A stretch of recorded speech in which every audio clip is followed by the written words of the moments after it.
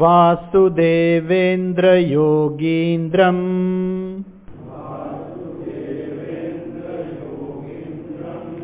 નત્વા જ્ઞાનપ્રદમ ગુરુમ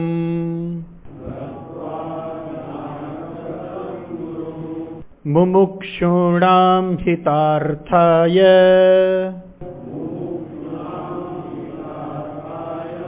તત્વબોધોભિધીયતે.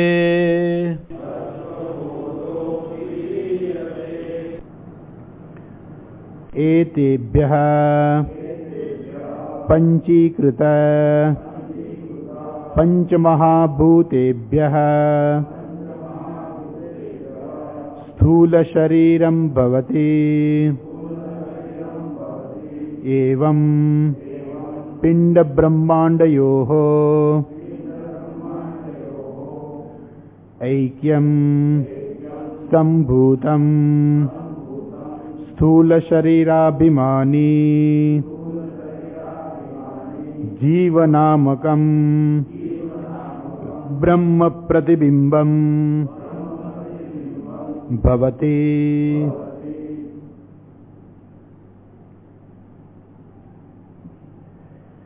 ગઈકાલે આપણે જરાક પંચીકરણ જે છે એ બહુ સ્પષ્ટ રીતે જોયું. જરાક ફરીથી યાદ કરી લઈએ. બ્રહ્મ આશ્રિત માયા, એ માયા જે છે એના ત્રણ ગુણો છે, સત્વ, રજસ અને તમસ. સત્વગણમાંથી સૌથી પહેલા આકાશની ઉત્પત્તિ થઈ. આકાશમાંથી વાયુ, વાયુમાંથી અગ્નિ, અગ્નિમાંથી જળ અને જળમાંથી પૃથ્વી. આ પ્રકારે પાંચ તત્વો ઉત્પન્ન થયા. આ પાંચેય તત્વોમાંથી એક એક આપણી જ્ઞાનેન્દ્રિયો બની. આકાશમાંથી આપણે જોયું, આકાશમાંથી શું કહ્યું અહીંયા? આકાશ સાત્વિકાંશાત શ્રોત્રેન્દ્રિયમ સંભૂતમ. આપણી જે શ્રોત્રેન્દ્રિય છે એ સમષ્ટિ જે પંચમહાભૂત જે ઉત્પન્ન થયા છે એનો જે સત્વંશ છે, આકાશના સત્વંશમાંથી શ્રોત્રેન્દ્રિય, વાયુના સત્વંશમાંથી વાગિન્દ્રિય, ત્વચિન્દ્રિય, અગ્નિમાંથી ચક્ષુરિન્દ્રિય, જળમાંથી રસનેન્દ્રિય અને પૃથ્વીના સાત્વિક અંશમાંથી ઘ્રાણેન્દ્રિય ઉત્પન્ન થઈ. એ તમે જે ચાર્ટ છે એમાં જોશો એટલે તમને સમજાશે બરાબર. પછી જે બ્રહ્મ આશ્રિત માયા જે છે એનો જે સત્વગુણ જે છે એમાંથી જે પાંચ તત્વો ઉત્પન્ન થયા, એ પાંચેય તત્વો ભેગા થઈને જે સમષ્ટિ જે સાત્વિક અંશ જે બન્યો એમાંથી આપણું અંતઃકરણ બન્યું. મન, બુદ્ધિ, ચિત્ત અને અહંકાર. આ રીતે સત્વંશની પૂર્ણાહુતિ થઈ. ત્યાર પછી હવે રજસ અંશ જોયો આપણે. રજસ અંશમાં સૌથી પહેલા આકાશનો જે રજસ અંશ છે એમાંથી વાણીની ઉત્પત્તિ થઈ. વાયુનો જે રજસ અંશ છે એમાંથી હસ્તેન્દ્રિય ઉત્પન્ન થઈ. અગ્નિનો જે રજસ અંશ છે એમાંથી પાદેન્દ્રિય ઉત્પન્ન થઈ. જળનો જે રજસ અંશ છે, જે રજસ અંશ જે આપણે ઉત્પન્ન થયા મૂળ તત્વો એના વાત છે, એમાંથી ઉપસ્થેન્દ્રિય ઉત્પન્ન થઈ અને પૃથ્વીના રજસ અંશમાંથી ગુદેન્દ્રિય ઉત્પન્ન થઈ. તો આ પ્રકારે પાંચ કર્મેન્દ્રિયો ઉત્પન્ન થઈ. હજુ તમસ અંશ બાકી છે, પરંતુ પેલા જે સમષ્ટિ રજસ અંશ છે એટલે બધા જ રજસ અંશ ભેગા થઈ એમાંથી પાંચ પ્રાણ ઉત્પન્ન થયા. પ્રાણ, અપાન, વ્યાન, ઉદાન, સમાન. આ પાંચ પ્રાણ ઉત્પન્ન થયા. એટલે આ રીતે 19 તત્વો થયા. હવે જે તમસ અંશ જે છે એ બધા તમસ અંશ ભેગા થયા. આકાશનો તમસ અંશ, વાયુ, અગ્નિ, જળ અને પૃથ્વી, આ બધાના તામસ અંશ જે છે એ ભેગા થયા અને એમાંથી થયું પંચીકરણ. અને એમાંથી શું બન્યું? સ્થૂળ આકાશ, વાયુ, અગ્નિ, જળ અને પૃથ્વી. તામસ અંશમાંથી કેવી રીતે ઉત્પન્ન થયું ગઈકાલે આપણે જોયું કે એક હોય, એક વિભાગ હોય, એના બે ભાગ કરવાના. એટલે અડધો ભાગ એક બાજુ રાખી મૂકવાનો, બીજો જે અડધો ભાગ છે એના 4 ભાગ કરવાના, અને ચારેય જે તત્વ જે છે, અંશ જે છે, એને એક એક ભાગ આપી દેવાનો અને એની પાસેથી એક એક ભાગ લઈ લેવાનો. એટલે 4 ભાગ આપ્યા, એની સામે 4 ભાગ મળ્યા. એટલે પોતાનો અડધો ભાગ તો છે જ, અને ચારેય તત્વોના બીજા અડધા 1/8 ભાગ આવ્યા. એટલે આ રીતે જે તત્વ બન્યું એ સ્થૂળ તત્વ બન્યું, જેને આપણે આકાશ કહીએ છીએ. સ્થૂળ આકાશ જેને આપણે જોઈએ છીએ એ આકાશ બન્યું. એ જ રીતે બીજા બધા તત્વોની ઉત્પત્તિ થઈ. અગ્નિ છે, વાયુ છે, જળ છે, પૃથ્વી છે, વગેરે બધા તત્વો એ રીતે થયા, અને જેને આપણે કહ્યું પંચીકરણ. આ 5 તત્વો ભેગા થયા સ્થૂળ, એને કહેવાય પંચીકરણ. પંચીકરણ એટલે આપણે જે સ્થૂળ તત્વો જોઈએ છીએ એ શેમાંથી ઉત્પન્ન થયા? તો કે જે માયા બ્રહ્મ આશ્રિત જે માયા છે એનો જે તમસ અંશ છે એ તમસ અંશ બધા ભેગા થયા, એનું પંચીકરણ થયું, અને એમાંથી આ 5 તત્વો ઉત્પન્ન થયા. એટલે જે સ્થૂળ પંચીકરણ, જે આપણે સ્થૂળ તત્વો કહીએ છીએ, એ સ્થૂળ 5 તત્વો આ રીતે ઉત્પન્ન થયા. અને આ રીતે જે આપણે આગળ જોયું હતું કે 24 ઉત્પત્તિ પ્રકારમ વક્ષ્યામહ, એ રીતે અહીંયા આ 24 તત્વોની ઉત્પત્તિ થઈ. આ બહુ અગત્યના આ ઉત્પત્તિ જે છે એ સમજવું પણ બહુ અગત્યની વસ્તુ છે. આની ચર્ચા ઉપનિષદોની અંદર પણ આવી છે, ભાગવતની અંદર પણ છે. આ તમને પણ ખબર હશે, કદાચ આવે છે ને, મને એમ છે. હા, સાંખ્ય, કપિલનું જે સાંખ્ય શાસ્ત્ર જે છે એ સાંખ્ય શાસ્ત્રની અંદર આ 24 તત્વની ઉત્પત્તિની ચર્ચા ભાગવતમાં પણ આવે છે. એટલે આ બહુ સમજવું બહુ અગત્યનું છે. અને એની સાથે સાથે શું થાય છે કે આ વસ્તુ આપણે સમજી જઈએ એટલે આપણને ખબર પડી જાય કે અંતે તો બધું એક જ છે. જે આપણે એમ કહીએ કે સોનાની લગડી આવી, સોનાની લગડીના પછી ટુકડા કર્યા, એમાંથી ઓગાડ્યું, પછી એમાંથી જુદા જુદા રોડ બનાવ્યા, પછી રોડ બીજા જુદા જુદા સોની લઈ ગયા, એ લોકોએ પીગાડી અને એમાંથી જુદા જુદા ઘરેણા બનાવ્યા, પણ અંતે તો સોનું જ છે ને. તો એ જ રીતે બ્રહ્મ આશ્રિત માયા જે છે, તો બ્રહ્મમાંથી જે માયાની ઉત્પત્તિ છે, ખરેખર માયાની ઉત્પત્તિ નથી, બ્રહ્મ આશ્રિત માયા, એ માયા શક્તિ એમની સાથે રહેલી જ છે. એટલે માયાની ઉત્પત્તિ નથી, પરંતુ જગતના ઉત્પત્તિના દ્રષ્ટિકોણથી આપણે એવું કહી શકીએ કે માયા છે. જ્યારે જગત જ નથી તો માયા ક્યાં છે? જ્યારે સૃષ્ટિનો પ્રલય થઈ જાય તો ક્યાં છે? તો 24 તત્વો કોઈ છે જ નહીં, માત્ર ને માત્ર બ્રહ્મ રહેલું છે, કોઈ ઉત્પત્તિ છે નહીં, તો ત્યાં માયા પણ નથી. પણ જ્યારે ફરીથી સૃષ્ટિની ઉત્પત્તિ થાય એટલે બ્રહ્મ જાણે કે જાગે. આપણે એમ કહીએ કે ભગવાન સૂતા હતા, યોગ નિંદ્રામાં સૂતા હતા. એટલે જો બધા પુરાણોની અંદર આવે કે ભગવાન યોગ નિંદ્રામાં સૂતા હતા, ત્યારે કોઈ સૃષ્ટિ હોય જ નહીં. અને પછી સૌથી પહેલા આવેલા ભગવાનના નાભી કમળમાંથી નાભીમાંથી એક કમળ ઉત્પન્ન થયું, એમાંથી બ્રહ્માજી ઉત્પન્ન થયા, અને પછી ભગવાને બ્રહ્માજીને જ્ઞાન આપ્યું અને બ્રહ્માજી આખી સૃષ્ટિ ઉત્પન્ન કરી. તો એ પુરાણની અંદર વાર્તા રૂપે આપણી પાસે આવે. અહીંયા આપણે મૂળ વસ્તુ, મૂળ તત્વ છે આપણે સમજવાનો પ્રયત્ન કરી રહ્યા છીએ. અહીંયા આપણે કોઈ વાર્તા નથી કરતા કે ભગવાન સૂતા હતા અને યોગ નિંદ્રામાં આવે પછી આપણે વાર્તા નથી કરતા. પણ એ વાર્તા દ્વારા એક મેસેજ છે કે ભગવાન જ્યારે સૂતા હોય યોગ નિંદ્રામાં, અર્થાત જ્યારે સૃષ્ટિનો પ્રલય હોય ત્યારે કંઈ છે નહીં. અને ભગવાન જેમ આપણે સૂઈ જઈએ, ભગવાન પણ સૂઈ જાય. જેમ આપણે 6-8 કલાક ઊંઘ લઈએ તો ભગવાનને પણ લે ને, પછી સરખી રીતે થાયકા હોય ને બિચારા, કેટલું બધું સર્જન કર્યું હોય, એનું પાલન કર્યું હોય, સંહાર કર્યો હોય, એટલે ભગવાન 12 કલાક સૂઈ જાય. આપણે તો 6-8 કલાક જ સૂઈએ. પણ આપણે ઘણી વાર બપોરે પણ ખેંચી લેતા હોઈએ કે એટલે કદાચ અધૂરું રહી ગયું હોય તો બપોરે પણ પૂરું કરી નાખે. ભગવાન 12 કલાક સૂએ, આપણે 6-8 કલાક સૂઈએ. 12 કલાકની નિદ્રા એટલે રાત્રિ. બ્રહ્માજીની રાત્રિ આવે ત્યારે આખી સૃષ્ટિનો પ્રલય થઈ જાય અને સૃષ્ટિનો સંહાર થઈ જાય. કશું જ રહેતું નથી, પણ દરેક વસ્તુ બીજા અવસ્થામાં રહી જાય છે. એ પરમાત્માની અંદર, એ બ્રહ્મની અંદર, એ બીજા અવસ્થાની અંદર બધી વસ્તુ રહે છે. અને જ્યારે સૃષ્ટિની ઉત્પત્તિનો સમય આવે ત્યારે એ જ પ્રમાણે જે પ્રકારે પહેલા સૃષ્ટિ હતી એ સૃષ્ટિ એ જ પ્રકારે પાછી ઉત્પન્ન થાય. જે જીવોને જે પ્રકારે કર્મફળ ભોગવવાના છે એ જ પ્રકારે સૃષ્ટિ ઉત્પન્ન થાય. એ જ પ્રકારે એ બધા જીવોને એ જ પ્રકારે શરીર પણ પ્રાપ્ત થાય. એમનું જે પ્રારબ્ધ પાકે એટલે એ જ જીવાત્માને એને પૂર્વ કરેલા જે કર્મો હોય એના આધારે જ એને એવું શરીર પણ પ્રાપ્ત થાય. એના આધારે જ એને એવી જગ્યાએ એનો જન્મ થાય. તો આપણે આ જન્મ આપણા મરણ આપણા હાથમાં નથી. તો જન્મ આપણે નક્કી ન કરી શકીએ મારે ક્યાં જન્મ લેવો છે.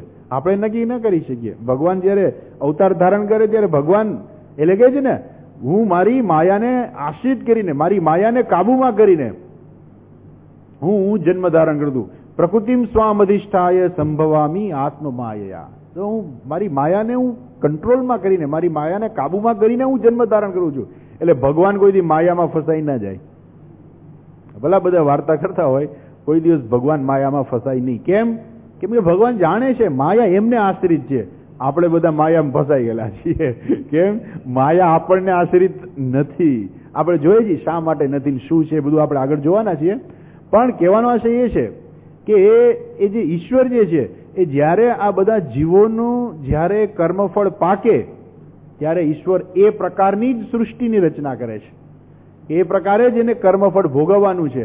એ પ્રકારે જ એને ભોગ ભોગવવાના છે. એટલે એ પ્રકારના ભોગે મળે અને એ પ્રકારના દુઃખે મળે.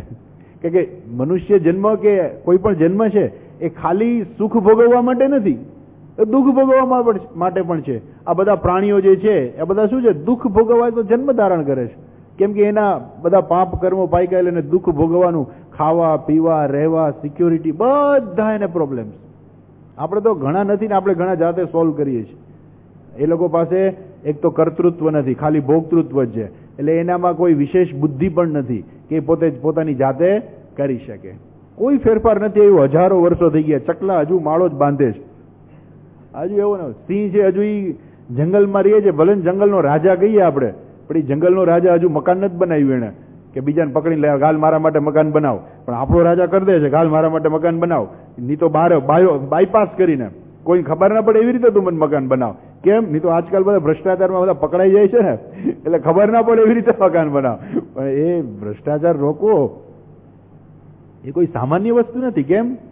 કેમ કે માણસના હૃદયની અંદર ભ્રષ્ટાચાર ઘૂસી ગયો છે. એના હૃદયમાંથી કાઢવો પડે ભ્રષ્ટાચારને. આજ દરેક માણસ એવું જ માને છે કે આપણે કેમ કરીને ખોટું કરીને આપણે લઈ લઈએ, કેમ કરીને આપણે ખોટું કરીને આપણે આગળ વધી જઈએ, કેમ હું જાજો પૈસા વાળો જલ્દી થઈ જાઉં ગમે એમ કરીને. એટલા માટે બેંકમાં ધાડ પડે છે. તો પહેલાય પડતી હતી. ભગવાને જન્મ ધારણ કર્યો ત્યારે હતું. એવું નહોતું કે ભગવાન શ્રી કૃષ્ણ થઈ ગયા ત્યારે કોઈ ચોર હતા જ નહીં. હતા ત્યારે હતા ચોર લૂંટારા ત્યારે હતા ત્યારે. કેમ કે માણસની મનોવૃત્તિ છે. પણ ત્યારે આટલું બધું નહોતું. એમ ત્યારે હતું પણ ઓછું હતું. આટલું બધું નહોતું કે આજ તો બધી જગ્યાએ ઘૂસી ગયું છે. એટલે આજ કોઈ પણ રાજકારણી માણસ હોય તો આજ કોઈનો ભરોસો જ ના કરે. બિચારો કદાચ ખરેખર પવિત્ર હોય તોય ભરોસો નહીં કરે. કેમ કે એ રાજકારણી છે. એટલે આ કેવું છે, બોલો ગુંડો આવે તો માણસ એનો ભરોસો ના કરે. હાથમાં બંદૂક લઈને ગુંડો આવે તો પછી એનો ભરોસો ના થાય. ભલે ગમે એવો સારો માણસ હોય, કદાચ ખરેખર સારો હોય. આપણા ઘણા બધા પેલા બહારવટિયા થઈ ગયા છે, ઘણા સારા હતા, પણ ભરોસો ન થાય. ગમે ત્યારે ભડાકે દઈ દે એનો ભરોસો ના થાય. એનાથી દૂર સારા. એમ આજે બધા લોકો રાજકારણથી ભાગે છે. એનાથી દૂર સારા. કેમ? ત્યાં બધે ભ્રષ્ટાચાર. એ ભ્રષ્ટાચારને રોકવો એ કોઈ સામાન્ય વસ્તુ નથી. એ ખરેખર બહુ અઘરી વસ્તુ છે. એના માટે ભ્રષ્ટાચારને રોકવા માટે થઈને તમે વિચાર કરો, દિલ્હીની અંદર જે આ બધું થયું તો એમાં અન્નાએ એવું નથી કીધું કે તમે આ વ્યક્તિને પકડીને જેલમાં નાખો. એને તો ખાલી એટલું જ કીધું કે ભ્રષ્ટાચારને રોકવા માટે તમે નિયમ બનાવો. એમાં એને બિચારાને આટલા ઉપવાસ કરવા પડ્યા. આખા દેશની અંદર આટલા આંદોલનો થયા, આટલા પ્રદર્શનો થયા. કેના માટે? ભ્રષ્ટાચારને રોકવા માટે જ, ખાલી એક નિયમ બનાવવા માટે થઈને. તો હવે ભ્રષ્ટાચારને રોકવો તો કેટલો અઘરો હશે તમે વિચાર કરો. ખાલી નિયમ બનાવવો જો આટલો અઘરો હોય તો એને રોકવો કેટલો અઘરો હશે. એટલે એ માણસને એ સુખ કે દુઃખ કે જે કંઈ ભોગવવાનું હોય એ પ્રકારે જ ઈશ્વર છે એવી સૃષ્ટિ ઉત્પન્ન કરે છે. પણ મનમાં આપણને પ્રશ્ન થાય કે સૃષ્ટિ ખરેખર કેવી રીતે ઉત્પન્ન થઈ છે? તો અહીંયા એ સૃષ્ટિ કેવી રીતે ઉત્પન્ન થઈ, એના મૂળ તત્વો શું શું છે? તો તમે કોઈ કેમિસ્ટ પાસે અથવા તો કેમિસ્ટ્રીના જે કોઈ પ્રોફેસર હોય એની પાસે જાઓ કે તમે એમ પૂછો કે ભાઈ આ આ સૃષ્ટિના મૂળ તત્વો ક્યાં છે? તો કહે છે કે 108 આવર્ત કોષ્ટક જોઈ લ્યો. એ કહે છે કે એમાં બધા તત્વો લખ્યા છે, હાઇડ્રોજન ને હિલિયમ ને લિથિયમ ને beryllium, boron, carbon, nitrogen, oxygen, આ બધા તત્વો એ બતાવશે કે આ મૂળ તત્વો છે. આપણે જુદી રીતે બતાવીએ છીએ કે આ મૂળ તત્વો છે. કેમ કે આ એ બધા જે આવર્ત કોષ્ટકમાં જે તત્વો રહેલા છે ને એ તો ખાલી એક પૃથ્વી તત્વમાં જ આવી જાય. જો આપણે જે તામસ અંશ આવ્યો, જે સમષ્ટિ તામસ અંશ જે ભેગો થયો, એમાંથી પંચીકરણ થયું, એમાંથી એક પૃથ્વી જે આવી, એમાં જ આવી ગયું. બહુ તો તમે જળ લઈ શકો, વાયુ લઈ શકો, એ તમે લઈ શકો, અગ્નિ પણ લઈ શકો, પણ આકાશને તમે ન લઈ શકો. કેમ કે આકાશ દેખાતું જ નથી. એ આકાશમાં કયું તત્વ છે એ તમે નક્કી જ નથી કરી શકતા. હજુ વૈજ્ઞાનિકો હવે એવું પહોંચ્યા છે કે એવું કંઈક તત્વ છે કે જેને બ્લેક મેટર આ લોકો કહે છે. તો એ બ્લેક મેટર, તો એ મેટર એક રહેલી છે અને એ મેટર એટલી બધી છે કે પણ એ આપણે જોઈ નથી શકતા, આપણે અનુભવી નથી શકતા, પણ એ છે ખરી, એ મેટર રહેલી છે. તો વૈજ્ઞાનિકો સ્વીકારે છે કે એવી કોઈ મેટર રહેલી છે આકાશની અંદર, પણ હજુ એ લોકો સંશોધન ચાલે જ રાખે છે. હવે ક્યારે પહોંચે ભગવાન જાણે. પણ આ જે બધા તત્વો છે, તો અમુક તત્વો છે આપણને વાયુ સ્વરૂપે જ મળે છે, પણ વૈજ્ઞાનિકો એમ કે એ વાયુ જે ધારે તો એ જળ તત્વ પણ બની શકે અને એ ઘન પણ બની શકે. એને અમુક ટેમ્પરેચરે પ્રેશર આપીને એને લો ટેમ્પરેચરે પ્રેશર આપવા માંડે તો એ જળ બની જાય. આપણે ગેસ જ ઘરમાં વાપરીએ છીએ, શું છે? LPG, લો પ્રેશર ગેસ છે. એટલે એ લિક્વિડ છે, લિક્વિડ પ્રેશર ગેસ એવું કંઈક છે. એટલે એ ગેસ છે, પણ એને જયારે પ્રેશર આપવામાં આવે ને તો એ જળ બની જાય અને એ ગેસ આપણે વાપરીએ છીએ. પછી જયારે એનું પ્રેશર ઓછું થાય એટલે પાછો ઓટોમેટિક એક ગેસ સ્વરૂપ બની જાય. તમે રસોઈ કરી શકો આરામથી. એટલે આ લોકો જે ગેસનું પેલું બોટલ હોય એમાં જો તમે સીધું રાખો તો ઉપરથી ગેસ નીકળે, ઊંધું રાખો તો એક લિક્વિડ ગેસ નીકળે. એટલે ગેસને ઊંધો રાખીને વપરાય નહીં, એને સીધો જ રાખવો પડે બાટલાને. એ સીધો રાખીને વાપરો તો જ એમાંથી એ ગેસ નીકળે. જો ઊંધો રાખો તો પછી લિક્વિડ મંડે નીકળવા, કારણ કે ગેસ ઉપર ચડે, લિક્વિડ નીચે હોય. તો આ બધા જે તત્વો જે છે એ આ પ્રકારે અહીંયા તો ખાલી આપણે તો હજુ પંચીકરણમાં જ આપણા વૈજ્ઞાનિકો કે બધા આપણે જે કંઈ છીએ એ બધા આપણે ક્યાં આપણે મથીએ છીએ? તો કે આ ખાલી પંચીકરણમાં જ. એ તામસિક પંચીકરણ જે છે, જે તમસ અંશમાંથી બનેલું જે છે, સ્થૂળ પંચમહાભૂત છે, આપણે તો એમાં જ છીએ. બાકી આ બીજા છે ત્યાં પહોંચવું તો ઘણું અઘરું છે. હજુ તો બીજા કેટલા 19 તત્વો છે. આ 5 તત્વોમાં વૈજ્ઞાનિકો થાકી ગયા છે. હજુ તો બીજા 19 તત્વો પડેલા છે કે જેની ઉપર હજુ સંશોધન નથી કરી શકતા એ લોકો. ચામડી ઉપર શું એ લોકો સંશોધન કરે? હવે કોઈ ચામડી એવી નથી બનાવી કે તમે ચામડી તમારી ખલાસ થઈ ગઈ હોય તો નવી ચામડી નાખી દે ડોક્ટર, પણ એ ચામડી એ તમે અનુભવી ના શકો. ડુપ્લિકેટ ચામડી છે તો તમને એનો અનુભવ ના થાય. એ ગમે એટલું કરે, કેમ કે પેલી સૂક્ષ્મ ઇન્દ્રિય છે, તો એ લોકો બનાવી જ નથી શકવાના ક્યારેય પણ. હા, તમારા શરીરની અંદર એ સૂક્ષ્મ ઇન્દ્રિયો હોય તો એ લોકો ડુપ્લિકેટ ચામડી બનાવે તો, કારણ કે પેલી અંદર ઇન્દ્રિય રહેલી છે. જો અંદર એ સ્પર્શેન્દ્રિય હોય જ નહીં, કાંઈ ના થાય. આ કાન ઘણા એના હોય, ઘણાના કાન જતા રહ્યા હોય, પણ ડોક્ટર પાસે જાય, હારા મારા દુનિયાના કોઈ પણ ડોક્ટર પાસે જાય ને એ ડોક્ટર કહી દે કે ભાઈ આ કાનમાં કંઈ થાય એવું નથી. ઘણાને આંખે હોય, ના પાડી દે ડોક્ટર કે આને તમે ગમે એટલી આંખ આપો ને તો એની આંખ છે એ કામ નહીં કરે. કેમ? પેલી ચક્ષુરિન્દ્રિય છે જ નહીં અંદર, એટલે એને ગમે એની આંખ આપે. આજે આપણા દેશની અંદર કેટલી આંખોની જાહેરાત બહુ આ લોકો આપતા હોય છે કે આપણે 7-8 હજાર દર વર્ષે આંખની જરૂર છે, એની સામે આપણને 1500 આંખ મળે છે. એટલે આ લોકો જાહેરાત કરે કે તમે આંખનું દાન કરો, આંખનું દાન કરો.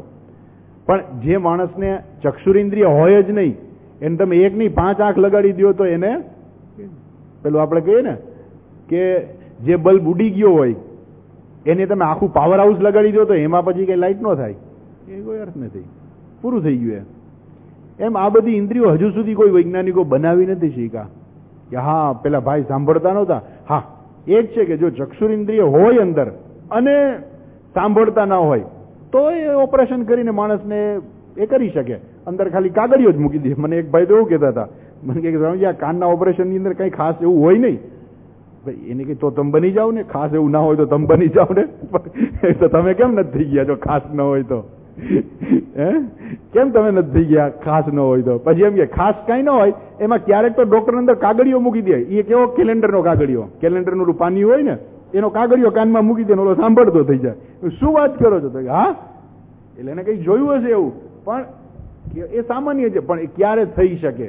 ભલે ને કાગળ મૂકે કે ગમે તે વસ્તુ મૂકે, પણ થઈ ક્યારે શકે કે પેલી શ્રોત્રેન્દ્રિય અંદર હોય તો એ માણસ સાંભળી શકે, નહીં તો ના સાંભળી શકે.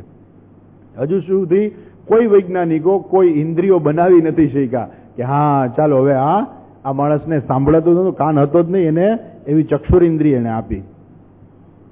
થોડુંક હમણાં નવું સંશોધન થયું છે, ભગવાન નહીં થાય ખરું કે નહીં થાય, સ્ટેમ સેલ્સ જે પેલી આવ્યા છે એમાંથી કદાચ એવું બને ખરું કે કદાચ એવું કરી, પણ સૂક્ષ્મ છે એટલે એ શું થાય આપણે કહી ન શકીએ. પણ હજુ સુધી થયું નથી, ભગવાન જાણે પછી થાય તો આપણે આશા રાખીએ કે વૈજ્ઞાનિકો ત્યાં સુધી પહોંચે.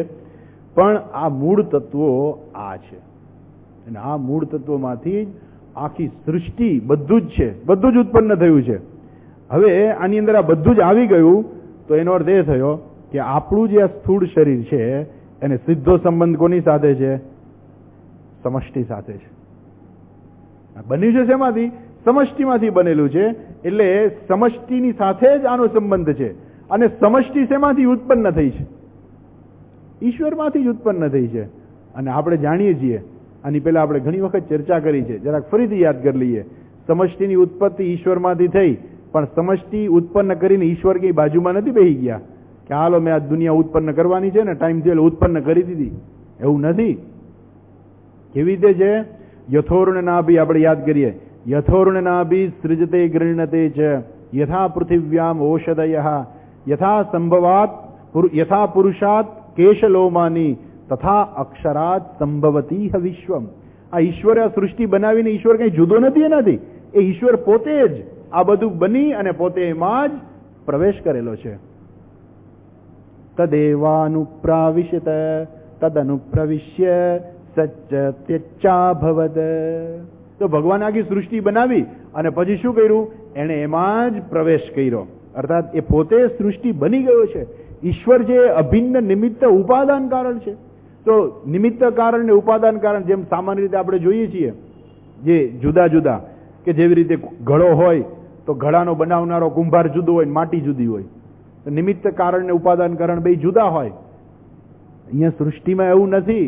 નિમિત્ત કારણ પણ ઈશ્વર છે, એટલે બુદ્ધિ એ ઈશ્વરની જ છે, અને ઉપાદાન કારણ પણ ઈશ્વર જ છે.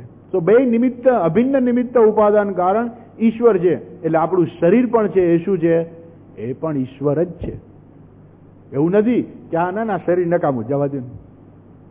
નહીં, શરીર નકામું નથી. શરીર એ કામનું છે. એ આપણે સમજણ માટે, એ જ્ઞાન સુધી લઈ જવા માટે શરીર પણ કામનું છે. જો આપણે મનુષ્ય શરીર ના મળ્યું હોત તો આપણે આ જ્ઞાન સુધી પહોંચી ના શકીએ. તમે સાંભળ્યું જ કોઈ દી ગાય, કૂતરા, બિલાડા સત્સંગમાં જતા હોય ને એમને જ્ઞાન પ્રાપ્ત થયું હોય એવું કોઈ હજુ સુધીમાં ક્યાંય આપણે વાંચવામાં નથી આવ્યું કે ત્યાં સત્સંગ ચાલતો હતો ને પછી એમને જ્ઞાન થઈ ગયું? હજુ સુધીમાં એવું બન્યું નથી. કેમ કે એ લોકોની બુદ્ધિ મર્યાદિત છે. ભગવાને આપણને મનુષ્ય શરીર આપ્યું, એની સાથે સાથે બુદ્ધિ પણ આપી છે, વિશેષ બુદ્ધિ.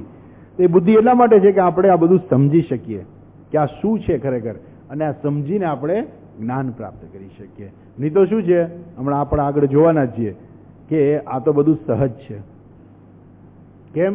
ઉપાધિના દ્રષ્ટિકોણથી બધું સહજ છે. ભેદ દ્રષ્ટિ છે, સહજ છે. એમાં આપણો વાંક નથી ખરેખર. કેમ કે આપણને એવો અનુભવ થાય છે. જોશું આપણે આગળ.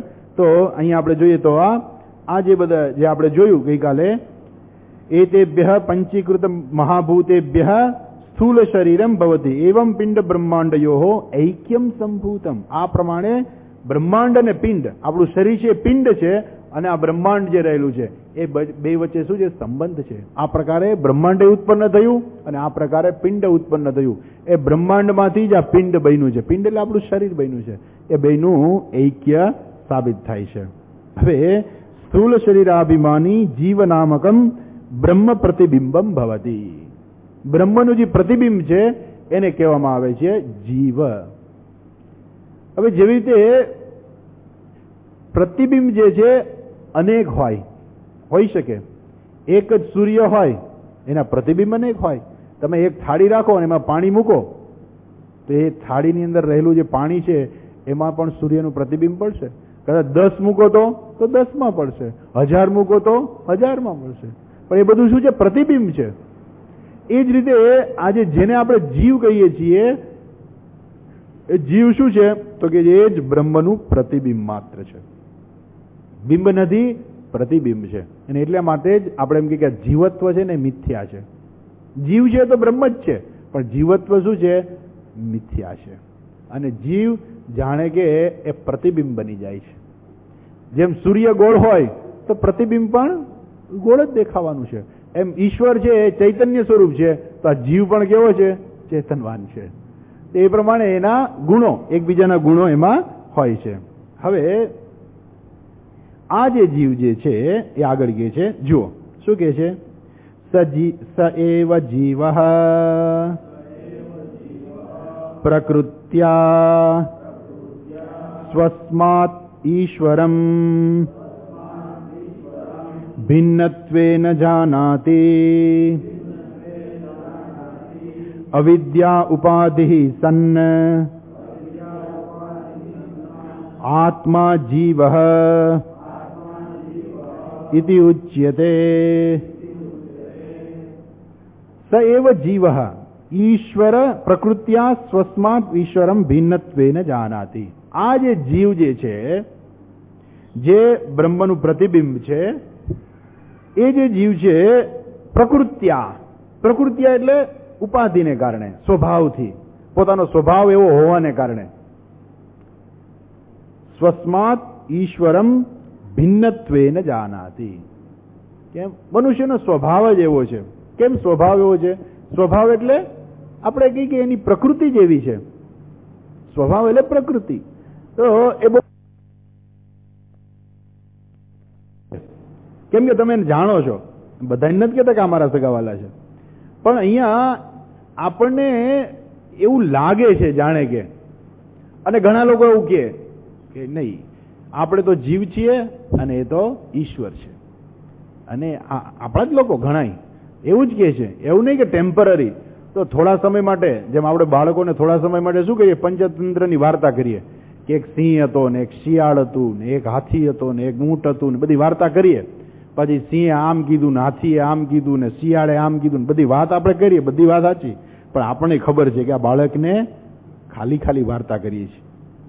ખરેખર કોઈ દી સિંહે કોઈને કહ્યું નથી, કદી શિયાળે આવું કંઈ કર્યું નથી. એ તો સિંહ કે શિયાળ કોઈ દી વાતો કરતા નથી, પણ છતાંય પંચતંત્રની વાર્તા આપણે બાળકોને કહેતા હોઈએ છીએ. શેના માટે? કે શરૂઆતમાં બાળકનો એનાથી જ વિકાસ થતો હોય છે. ટેમ્પરરી કહેવામાં કઈ વાંધો નહીં. તો ટેમ્પરરી આપણે શું ભગવાનની પૂજા નથી કરતા? આપણે કરીએ જ છીએ ભગવાનની પૂજા, પણ એ પૂજા દ્વારા શું છે ખબર છે? એ પૂજા દ્વારા આપણે ક્યાં જવાનું છે?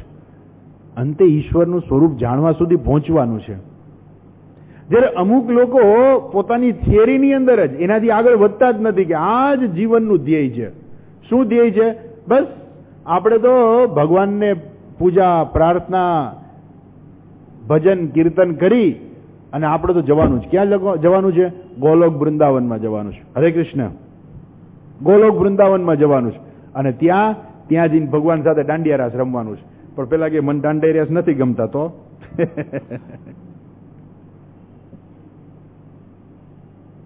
પેલા કે મને તો ક્રિકેટ ગમે છે. ભગવાન ક્રિકેટ રમવાના જ મારા ભેગા? તો કે ના, ક્રિકેટ નહીં રમે. તો મારે ભગવાન પાસે જઈને કરવું ગોલોકમાં જઈને. અરે ગોલોક વૃંદાવનની અંદર ભગવાન રાસ કરે છે, એમાં શું હતું? અરે દિવ્ય રાસ. પણ પેલા કે મને રાસ નથી ગમતા. કે ભગવાનને કઈ રાસ સિવાય બીજું કઈ નથી આવડતું? કાયમ રાસ જ લીધે રાખે. કોક દી ક્રિકેટ રમતા હોય તો, કોક દી ગીલી દંડા રમતા હોય તો, કોક દી બાસ્કેટબોલ રમતા હોય તો. એ નહીં, ભગવાન તો ત્યાં રાસ કરે છે, દાંડિયા રાસ. એટલે અહીંથી ભગવાનને પ્રાર્થના કરે કે મારે ગોલોકમાં જવું છે, વૃંદાવનમાં જવું છે, અને ત્યાં જઈને શું કરવાનું છે? ભગવાનની સાથે દાંડિયા રાસ રમવા છે.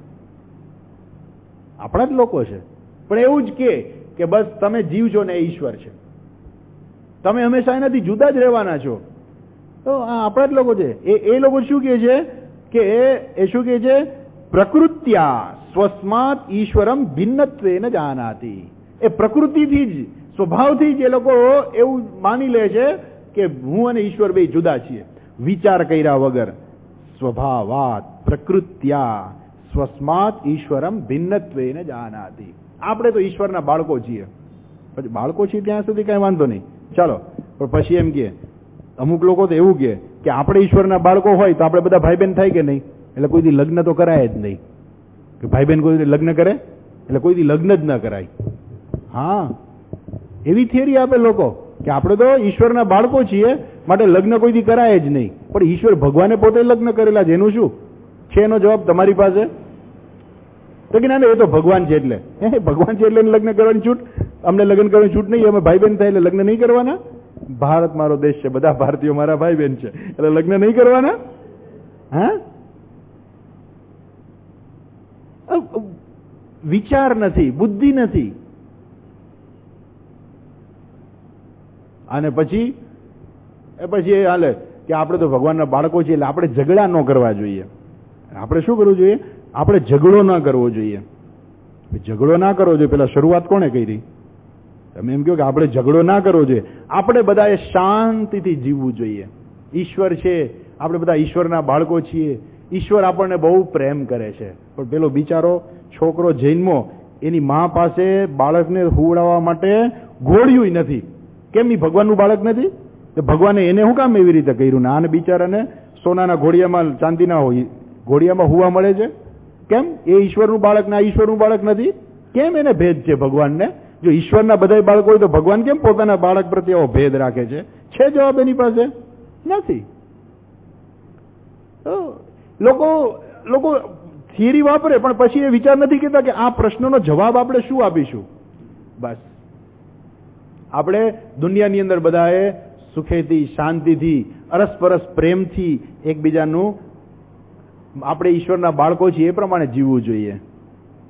દુનિયાની અંદર આ બધી જે શાંતિ પરિષદો થાય છે શેના માટે થાય છે? કઈ અમસ્તી નથી થતી. શાંતિ પરિષદો કરવાનું કારણ શું ઉભું થયું? એ શેને કારણે આ બધું થયું? પછી એ લોકો કે આવી શાંતિ પરિષદો કરવાની કોઈ જરૂર નથી. શેના માટે થઈને? કેમ કે તમે પહેલેથી આ બધાને હેરાન કરેલા છે. તમે આખા દુનિયાના ધર્મોને તમે હેરાન કરી દીધા છે, તમે નાશ કરી દીધો છે. એટલે આ બધા ધર્મની રક્ષા માટે થઈને આ બધું કરવું પડે છે. તમારી અણસમજણને કારણે કે નથી તમે સમજતા. તમે અમારો ધર્મ માની લ્યો તો જ તમને મોક્ષ મળશે, નહીં તો તમને મોક્ષ નહીં મળે. પાછું એવું, તમે અમારો ધર્મ માનો તો તમને મોક્ષ મળે, નહીં તો તમે નરકમાં જાઓ. કોઈ પ્રકારનું કોઈ જરા કે તર્ક નથી માણસ પાસે. કે એક માણસ, સામાન્ય માણસ પણ કેવું વિચારે? આપણું શાસ્ત્ર ખરેખર એને માટે આપણે ગર્વ લેવા જેવી વાત છે કે આપણું શાસ્ત્ર બહુ સ્પષ્ટ છે. સ્વર્ગ અને નરક પણ બહુ સ્પષ્ટ છે કે તમે સત્કર્મ કરો ને સ્વર્ગમાં જાઓ, પૈસા વાપરીને પાછા આવો. વાત પૂરી થઈ ગઈ. કાયમી સ્વર્ગ પણ નથી ને કાયમી નરક પણ નથી. બહુ આમ તરત જ માણસ જો ખરેખર આપણું, જે લોકો આપણા ધર્મની અંદર, આપણા શાસ્ત્રોની અંદર જે લોકો સંશોધન કરે તો એને ખબર પડે કે આપણા શાસ્ત્રો, આપણા ઋષિમુનિઓ, આપણા પરમાત્મા, ભગવાને આપણને કેવું સરસ શાસ્ત્ર આપેલું છે કે જેની અંદર કોઈ પણ જાતનો તમને કોઈ મનમાં કોઈ દ્વિધા ઉત્પન્ન ન થાય, કોઈ શંકા ઉત્પન્ન થાય ને દરેક શંકાનું નિવારણ છે. અમુક ધર્મની એવું કે તમારે પ્રશ્ન તો પૂછાય જ નહીં. પ્રશ્ન પૂછવાની જ મનાય કે જે કીધું છે માની લેવાનું, વાત પૂરી. પ્રશ્ન જ નહીં પૂછવાનો, નીચી મુંડી કરીને સાંભળી લેવાનું, પ્રશ્ન નહીં પૂછવાનો. તો એનો શું અર્થ? તમારા મનમાં શંકા ઉત્પન્ન થાય તમારા ધર્મ વિશે, સંપ્રદાય વિશે, તમે ઇવન ધર્મના પાલન વિશે, ઈશ્વર વિશે, જગત વિશે, જીવ વિશે પ્રશ્ન ઉત્પન્ન થાય તો તમે પ્રશ્નનો જવાબ કોની પાસે માંગો? નહીં. શાસ્ત્રમાં બોલ્યું છે એમાં પ્રશ્ન નહીં કરવાનો. આપણા શાસ્ત્રો, આપણે ગર્વની વાત છે, આપણા શાસ્ત્રોએ દરેક પ્રશ્નનું નિરાકરણ કરેલું છે. એક એક વસ્તુનો જવાબ આપણા શાસ્ત્રની અંદર છે. એટલું મહાન આપણો ધર્મ, આપણું શાસ્ત્ર છે ખરેખર. પણ અનફોર્ચ્યુનેટલી આપણે એમ કહીએ કે આ બધા સત્તાધીશોને કારણે, આ બધા જે રાજાઓને કારણે આપણે એમ કહીએ કે પોતાની મર્યાદા, બીજાની જમીન હડપ કરે, બધા અંગ્રેજો આવ્યા, મુસ્લિમો આવ્યા આપણા દેશની અંદર અને આપણી સંસ્કૃતિને, આપણા ધર્મને ખલાસ કરી નાખ્યો. કોઈ દિવસ વિચાર નથી કર્યો કે ચલો આપણે આ શાસ્ત્રને ભણીએ તો ખરા શું છે, એની અંદરથી આપણને શું મળે છે. કોઈ ખરેખર પ્રમાણિકતાથી જો જો આપણા શાસ્ત્રોનો અભ્યાસ કરે તો એને કેવી સ્પષ્ટતા મળી શકે છે. આખી સૃષ્ટિની ઉત્પત્તિની પ્રક્રિયા કેવી સરસ રીતે અહીંયા સમજાવી છે. આપણા દરેકે દરેક પ્રશ્નોનું કેવું સરસ નિરાકરણ આપેલું છે શાસ્ત્રની અંદર. હિંસા કરવી એ પાપ છે, પણ ભગવાન અર્જુનને કહે છે કે યુદ્ધસ્વ તસ્માદ યુદ્ધસ્વ ભારત છે એનું નિરાકરણ આપણા શાસ્ત્રની અંદર. કેમ કે ક્ષત્રિય હોવાને કારણે વિશેષ ધર્મ છે, બતાવ્યું છે શા માટે એને પણ હિંસા કરવાની છૂટ આપવામાં આવી છે, પણ બધાને નથી. અને ખોટી જગ્યાએ જો આવી જાય માણસને, અહિંસા જો ખોટી જગ્યાએ આવી જાય તો એનું શું પરિણામ આવે છે એ આપણે જેને મહાન અશોક કહીએ છીએ એનું પરિણામ છે કે અશોકે એને વૈરાગ્ય આવી ગયો કે આટલા બધા લોકો મરાઈ ગયા યુદ્ધમાં, માટે આપણે રાજ્ય જ ન જોઈ, સૈનિકો જ ના જોઈ, યુદ્ધ જ નહીં કરવાનું. અને પોતાનું રાજ્યનું આખું બધા એને સૈનિકોને છૂટા કરી દીધા. અને અંગ્રેજોએ આક્રમણ ત્યાર પછી કરેલા છે. આ મોગલનું આક્રમણ છે ત્યાર પછી આવેલું છે, અશોક પછી. કેમ કે એણે જે સંગઠન હતું, જે ધર્મની રક્ષા, દેશની રક્ષા, માતૃભૂમિની રક્ષા, પ્રજાજનોનું રક્ષણ જે કરવાનું હતું એ રક્ષણ કરવા માટે થઈને એ આવશ્યક છે જે સૈન્ય એણે મૂકી દીધું, છોડી દીધું, છૂટું કરી દીધું. કેમ કે કેટલી બધી હિંસા થાય છે. જો તમારે હિંસા ન કરવી હોય તો તમે એક યોગ્ય વ્યક્તિને સ્થાપન કરીને તમે એમાંથી છૂટી જાઓ. પણ પ્રજાનું રક્ષણ કરવું તો ભગવાને કેટલા લોકોને માર્યા છે. ભગવાન રામચંદ્રજીએ જયારે જન્મ ધારણ કર્યો ત્યારે કેટલા અસુરોને, રાક્ષસોને માર્યા છે. ભગવાન શ્રી કૃષ્ણે જન્મ ધારણ કર્યો ત્યારે કેટલાને માર્યા છે. એટલે પછી એમ કે તો તમારા ભગવાન તો નરકમાં છે. બસ જો અહીં સુધી એના વિચારો કે તમારા ભગવાન તો નરકમાં પડ્યા છે. નથી ભગવાનને સમજી શકતા, નથી કર્મને સમજી શકતા, નથી સ્વર્ગ નરકને સમજી શકતા, અને પછી એવું કે તમારા ભગવાન તો નરકમાં પડ્યા છે. તો ભગવાન કહે છે અર્જુનને શું કહ્યું? નમામ કર્માણી લિંપંતી નમે કર્મ ફલે સ્પૃહા ઇતિ મામ યો બીજાનાતી કર્મ ભીરને સંબંધિત. ભગવાન કહ્યું ભલે ને ગમે તે કરું, ગમે એટલાને મારી નાખું, નમામ કર્માણી લિંપંતી, આટલા તો દેખાય છે આપણને. ભગવાન તો આખી સૃષ્ટિનો પ્રલય કરી નાખી, એ કોને દેખાવાનો છે? એ કોણ જોઈ શકવાનું છે? જયારે સૃષ્ટિનો પ્રલય હશે એ તો કહે છે કે આ તો બધું કુદરતી થયું, પણ એ કુદરત એ ભગવાન જ છે. કુદરત એટલે શું છે? કુદરત એ ભગવાન જ છે. અને એ જયારે સૃષ્ટિનો સંહાર કરવાનો હોય છે ત્યારે બધાનો એક સાથે સંહાર કરે છે. આ મહાભારતનો સંહાર કે કંસને સંહાર કર્યો કે જરાસંઘને એના સૈન્યોને માર્યા, એ તો એના માટે કાંઈ નથી. દાળિયા મમરા જેવું છે. તો છોકરાઓને નાસ્તો આપીએ, સેવ મમરા દાળિયા મમરા નાસ્તો આપીએ. ભગવાન એવી રીતે એને માર્યા જાણે. આખી સૃષ્ટિના સંહારમાં આ તો કંઈ નથી. તો ભગવાન આખી સૃષ્ટિનો સંહાર કરે તો એને પાપ કેટલું લાગે? પણ એને કંઈ લાગતું નથી. નમામ કર્માણી લિંપંતી. કેમ? નમે કર્મ ફલે સ્પૃહા. મને કોઈ કર્મફળમાં સ્પૃહા નથી. એ દરેક જીવોને હું એના કર્મ અને કર્મફળ પ્રમાણે એને હું બધું આપું છું. હું નથી કોઈનું પુણ્ય લેતો કે નથી પાપ લેતો. દરેક જીવોનું જે કંઈ છે એટલું જ હું એને આપું છું. તો લોકો બરાબર શાસ્ત્ર સમજતા નથી અને પછી આપણા શાસ્ત્રો ઉપર એ લોકો ખોટા આરોપ કરતા હોય છે. ભણ્યા વગર, સમજ્યા વગરના આરોપ છે બધા. મૂળ વસ્તુને સમજવી નથી, મૂળ તત્વ શું છે એ સમજવું નથી, અને પછી ખોટા આરોપ જ કરવા છે. શેના માટે આરોપ કરવા છે ખબર છે? ધર્મને નીચો બતાવવા માટે. એટલા માટે જ થઈને, બીજું કંઈ નથી. અને હજુ આપણે જોઈએ છીએ આગળ આ વ્યક્તિનું જે માનસ છે કયા પ્રકારનું છે એ કહે છે. જો શું કહે છે આગળ? કહે છે અવિદ્યા. આપણે જોયું અવિદ્યા ઉપાધિ સન્ન આત્મા જીવ ઇતિ ઉચ્યતે. આ અવિદ્યા ઉપાધિ સન્ન, આ અવિદ્યારૂપી ઉપાધિ છે. જીવની ઉપાધિ કેવી છે? અવિદ્યા. ઈશ્વરની ઉપાધિ કેવી છે? માયા. અને માયા શક્તિ ઈશ્વરના કાબુમાં છે. અવિદ્યા છે એ આપણા કાબુમાં નથી. આપણે અજ્ઞાની છીએ, જ્ઞાન પ્રાપ્ત કરવું પડે. આપણે ભગવાનને જ્ઞાન પ્રાપ્ત નથી કરવું પડતું. ઈશ્વર છે શું છે? સર્વજ્ઞ છે, સર્વશક્તિમાન છે. સર્વજ્ઞ, સર્વશક્તિમાન હોવાને કારણે કેવા છે? સર્વસૃષ્ટુત્વ, સર્વભોક્તૃત્વ, સર્વસંહારકત્વ, સર્વવ્યાપકત્વ, સર્વપાલકત્વ. બહુ સરસ. જ્યારે ભગવાનની પૂજા થતી હોય ત્યારે ભગવાનને આપણે કહીએ છીએ કે ભગવાન તમે કોણ છો? ત્યારે આ બધા શબ્દો એની અંદર આવે છે. હવે ક્યારેક પૂજાને બધું જુઓ તો તમને ખ્યાલ આવે કે આપણા પૂજાના મંત્રોની અંદર આપણે ઈશ્વરની સ્તુતિ કેવી રીતે કરીએ છીએ. સર્વસ્રષ્ટુત્વ, સર્વભોક્તૃત્વ, સર્વસંહારકત્વ, સર્વવ્યાપકત્વ, સર્વપાલકત્વ, સર્વશક્તિમત્વાદિ ગુણગણ વિભૂષિતસ્ય વેદાંત વેદ્યસ્ય પાર્વતી સનાથસ્ય વૃષભવાહન રૂઢસ્ય. પછી એ શિવજી માટે છે. પણ પેલા શું છે, જે દરેક ભગવાનને આપણે કહી શકીએ કે તમે સર્વજ્ઞ છો, સર્વશક્તિમાન છો. ભગવાન ભલે ને પછી વિષ્ણુ હોય કે શિવજી હોય, કેમ કે ઈશ્વરની અભિવ્યક્તિ છે, તો તમે વિષ્ણુ ભગવાનને એ જ કહી શકો. ભગવાન પાલન કરે છે એટલે તમે એ જ કહી શકો. સર્વપાલકત્વ, સર્વવ્યાપકત્વ. તો સર્વવ્યાપી એક જ હોય, બધાય ન હોય. સર્વવ્યાપી એક જ વસ્તુ હોઈ શકે, બધી વસ્તુ ના હોઈ શકે. પણ સમજવા વગર અહીંયા શું છે, ઉપાધિ. અહીંયા શું કહે છે, શા માટે માણસ નથી સમજતો? કેમ કે અવિદ્યા ઉપાધિ. આ ઉપાધિ છે ને એ જ પ્રોબ્લેમ કરે છે. ખરેખર પ્રોબ્લેમ શું છે? ઉપાધિને કારણે છે. ઉપાધિને કારણે આપણે અમુક નિર્ણયો કરી દઈએ છીએ કે જે નિર્ણયો સાચા નથી હોતા. નિર્ણયો આપણે ઉપાધિને કારણે કરીએ છીએ અને નિર્ણયો સાચા નથી હોતા.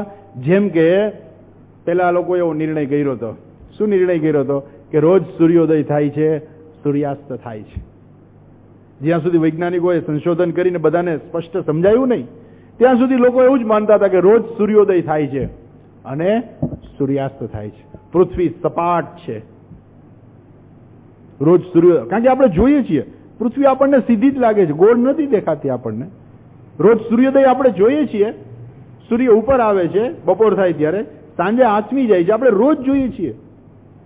પરંતુ પૃથ્વીરૂપી ઉપાધિને કારણે, આપણે પૃથ્વીરૂપી ઉપાધિમાં હોવાને કારણે આપણને એ સત્ય નથી સમજાતું કે સૂર્ય ઉગતોય નથી ને આથમતોય નથી. આ પૃથ્વી ફરે છે એટલે આપણને લાગે છે. જો આપણે સૂર્ય ઉપર જઈએ અને ત્યાં જઈને જોઈએ તો રોજ પૃથ્વી ઉગતી દેખાય ત્યાંથી આપણને, અને પૃથ્વીનો અસ્ત થતો દેખાય આપણને. એવું લાગે. તમે ચંદ્ર ઉપર, અહીંયા જેમ આપણને ચંદ્રમાં જે ઉગતો ને આથમતો દેખાય છે, તમે ચંદ્રમા ઉપર જાઓ તો તમને ત્યાંથી પૃથ્વી ઉગતી ને આથમતી દેખાય. પણ ઉપાધિના દ્રષ્ટિકોણથી આપણને શું લાગે કે અહીંથી એવું દેખાય કે સૂર્યોદય થાય છે, સૂર્યાસ્ત થાય છે. શેને કારણે? ઉપાધિને કારણે. જે તારાઓ આપણી સૂર્યમાળા કરતા પણ મોટા મોટા છે, એ તારા આપણને કેવા દેખાય છે? Twinkle twinkle little star. આપણને નાના દેખાય છે. શેને કારણે નાના દેખાય છે? એ આપણે અને તારા વચ્ચેનું જે અંતર રહેલું છે, એ અંતરને કારણે આપણે એ તારાને આપણે નાનકડો, એ સૂર્યને જે છે, એવડો મોટો સૂર્ય છે, એને આપણે એક નાનકડા તારા તરીકે જોઈએ છીએ. ખરેખર એ કેવડો છે? આખી સૂર્યમાળા કરતા પણ મોટો તારો હોઈ શકે છે. પણ આપણે શું કહીએ? નાનકડો તારો. શેને કારણે? ઉપાધિને કારણે. કે આપણે પૃથ્વીરૂપી ઉપાધિથી જોઈએ છીએ અને બે વચ્ચેનું જે અંતર જે રહેલું છે, એ અંતર એક પણ એક ઉપાધિ બની જાય છે. કે અંતરરૂપી એક ઉપાધિને કારણે આપણને સત્ય વસ્તુના દર્શન થતા નથી. એ જ રીતે અહીંયા પણ એ અવિદ્યારૂપી ઉપાધિને કારણે આપણને શું લાગે છે? કે આપણે બધા જુદા છીએ. આ ઉપાધિને કારણે છે. કેમ કે એક શરીરમાં ઉપાધિને કારણે બીજી ઉપાધિ જુદી દેખાતી હોવાને કારણે આપણને એમ લાગે કે બધા આત્માઓ જુદા છે, બધા જીવ જુદા છે, દરેક જીવને પોતાના કર્મ અને કર્મફળ ભોગવવા પડે છે. બરાબર છે, એ કર્મ તો અહંકારને કારણે. પણ દરેક આત્મા જુદા છે. ખરેખર આત્મા તો એક જ છે, છતાંય આત્મા જુદા દેખાય છે, અનુભવાય છે. પણ આપણો જે અનુભવ હોય સાચું હોય જરૂરી નથી. આકાશ આપણને બ્લુ દેખાય છે. કોઈ વૈજ્ઞાનિકે કહ્યું કે આકાશ બ્લુ છે કલરમાં? નહીં, નથી. પણ આપણી આંખ વાતાવરણને કારણે આપણને એવું દેખાય છે કે આકાશ બ્લુ છે. આકાશ બ્લુ છે તેનો કોઈ કલર જ નથી, પણ છતાં આપણને બ્લુ દેખાય છે. આપણી ઉપાધિને કારણે. એમ આ શરીરરૂપી ઉપાધિને કારણે આપણને આત્મા જે છે અનેક લાગે છે. શરીરરૂપી ઉપાધિને કારણે ખરેખર આત્મા અનેક નથી. ને એટલા માટે શું કહે છે? અવિદ્યા ઉપાધિ સન્ન આત્મા જીવ ઇતિ ઉચ્યતે. હવે એ આત્મા જે છે એ અવિદ્યારૂપી ઉપાધિને કારણે, આ શરીરમાં હોવાને કારણે, બુદ્ધિની અંદર રહેલી અજ્ઞાન અવિદ્યા, એને કારણે એને શું કહેવાય છે? જીવ. તો પછી ઈશ્વર શું છે? માયા ઉપાધિ સન્ન. જો કે છે આપણે એક વાક્ય વાંચી લઈએ, પછી કાલેનો વિસ્તાર કરીશું. માયા ઉપાધિ સન્ન ईश्वरः इति उच्यते। અને ઈશ્વર કોણ છે? એની પાસે માયા ઉપાધિ છે. આપણી પાસે શું છે? અવિદ્યા રૂપી ઉપાધિ છે. ઈશ્વર પાસે માયા ઉપાધિ છે. માયા એના કાબુમાં છે અને એટલા માટે જ સર્વજ્ઞ સર્વશક્તિમાન એ ઈશ્વર છે. એની વિશેષ ચર્ચા આપણે ઈશ્વર વિશેની ચર્ચા, અને સાથે આ જે ભેદ રહેલા જે છે એ ખોટા ભેદ છે. માત્ર ને માત્ર આ ભેદ છે તો શું છે? આ મનથી આપણે ઉપાધિને કારણે આપણે પોતે જાતે ખોટા કરેલા નિર્ણયોના કારણે આ ભેદ છે.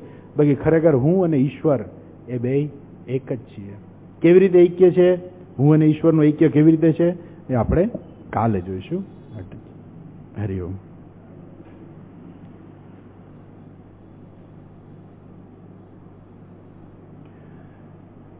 ઓમ પૂર્ણમદઃ પૂર્ણમિદં પૂર્ણાત પૂર્ણમુદચ્યતે પૂર્ણસ્ય પૂર્ણમાદાય પૂર્ણમેવાવશિષ્યતે. ઓમ શાંતિ શાંતિ શાંતિ. હરિ ઓમ શ્રી ગુરુભ્યો નમઃ. હરિ ઓમ.